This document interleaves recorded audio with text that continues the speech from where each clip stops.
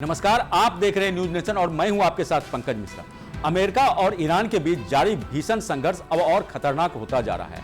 हर दिन इसके आंकड़े डरावने वाले साबित होते जा रहे हैं। ताजा जानकारी के मुताबिक इस जंग में अब तक 14 अमेरिकी सैनिकों की मौत हो चुकी है, जबकि 400 से ज्यादा सैनिक घायल बताए जा रहे हैं। सबसे चिंता की बात यह है कि घायल सैनिकों में बड़ी संख्या में ऐसे जवानों की है जो ट्रॉमेटिक ब्रेन इंजरी यानी TBI की चपेट में आए हैं। विशेषज्ञों के मुताबिक मिसाइल हमलों और जोरदार धमाकों की वजह से दिमाग पर पड़ने वाला असर अब इस जंग का सबसे बड़ा खतरा बनकर उभर रहा है। जुलाई की शुरुआत में अरब सागर में एक हेलीकॉप्टर क्रैश हुआ, जिसमें एक नौसेना पायलट की मौत हो गई। इस हादसे से पहले इमरजेंसी लैंडिंग बताया गया था, लेकिन बाद में इसे कुल हताहतों में जोड़ दिया गया और इसके साथ ही मौत का आंकड़ा 14 तक पहुंचा। अमेरिकी सेंट्रल कमांड के अधिकारियों का कहना है कि घायल सैनिकों की संख्या लगातार बढ़ रही है और अब यह आंकड़ा 400 के पार जा पहुंचा है। इनमें से ज्यादातर सैनिकों को दिमाग से जुड़ी गंभीर चोटें आई हैं, जो तुरंत दिखाई नहीं देती लेकिन लंबे समय में बेहद खतरनाक साबित हो सकती है। 1 जुलाई को हुए हेलीकॉप्टर हादसे में 3 अन्य सैनिकों को सुरक्षित बचा लिया गया था, लेकिन पायलट की जान नहीं बचाई जा सकी। पेंटागन ने इस गैर युद्धक मौत को भी आधिकारिक आंकड़ों में शामिल किया है।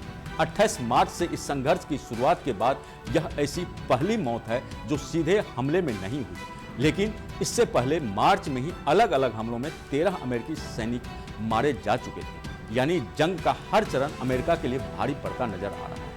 और अब चिंता सिर्फ मौतों तक सीमित नहीं है, बल्कि घायल सैनिकों की स्थिति भी बेहद गंभीर होती जा रही है। अगर शुरुआती हमलों की बात करें तो सबसे बड़ा नुकसान कुवैत में हुआ था, जहां एक अमेरिकी कमांड सेंटर पर ईरानी ड्रोन हमले में 6 सैनिकों की जान चली गई थी। इसके बाद सऊदी अरब के प्रिंस सुल्तान एयरबेस पर हुए हमले में घायल एक सैनिक ने बाद में दम तोड़ दिया। इसके अलावा इराक में एक KC-135 रिफ्यूलिंग विमान क्रैश हो गया था, जिसमें 6 अमेरिकी सैनिकों की मौत हो गई थी। अब तक के आंकड़े के मुताबिक कुल 414 अमेरिकी सैनिक घायल हो चुके हैं और हर दिन इस लिस्ट में नए नाम जुड़ रहे हैं।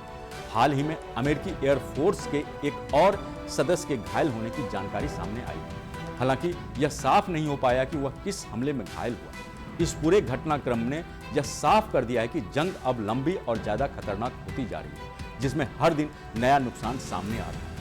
इस युद्ध में सबसे ज्यादा चिंता जिस बात को लेकर जताई जा रही है वह है TBI यानी ट्रॉमेटिक ब्रेन इंजरी। यह चोट ऐसी है जो मिसाइल हमले, बम धमाकों और तेज झटकों के कारण दिमाग पर असर डालती है और कई बार इसके लक्षण तुरंत सामने नहीं आते। यही वजह है कि सैनिकों के लिए यह एक साइलेंट खतरा बन चुका है। इसके साथ ही पोस्ट ट्रॉमेटिक स्ट्रेस डिसऑर्डर यानी PTSD भी सैनिकों के बीच तेजी से बढ़ रहा है, जो मानसिक स्वास्थ्य के लिए बेहद गंभीर चुनौती है। विशेषज्ञ मानते हैं कि इस तरह की चोटों का असर लंबे समय तक रहता है और कई मामलों में यह सैनिकों के सामान्य जीवन को भी प्रभावित कर सकता है। कुल मिलाकर अमेरिका और ईरान के बीच जारी यह जंग अब सिर्फ मैदान तक सीमित नहीं रही, बल्कि इसके असर सैनिकों के शरीर और दिमाग दोनों पर गहराई से दिख रहे हैं।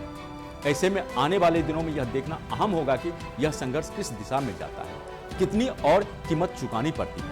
इस खबर पर आपकी क्या राय है, हमें कमेंट करके जरूर बताएं। देखते रहें न्यूज नेशन। नमस्कार। आपके मोबाइल पर तुरंत आएगी ब्रेकिंग न्यूज। स्क्रीन पर सबसे पहले दिखेगी बड़ी खबर। देश दुनिया की हर खबर एक जगह। अब आपके मोबाइल पर तुरंत फटाफट इंस्टॉल कीजिए न्यूज नेशन ऐप और रखिए खुद को अपडेट।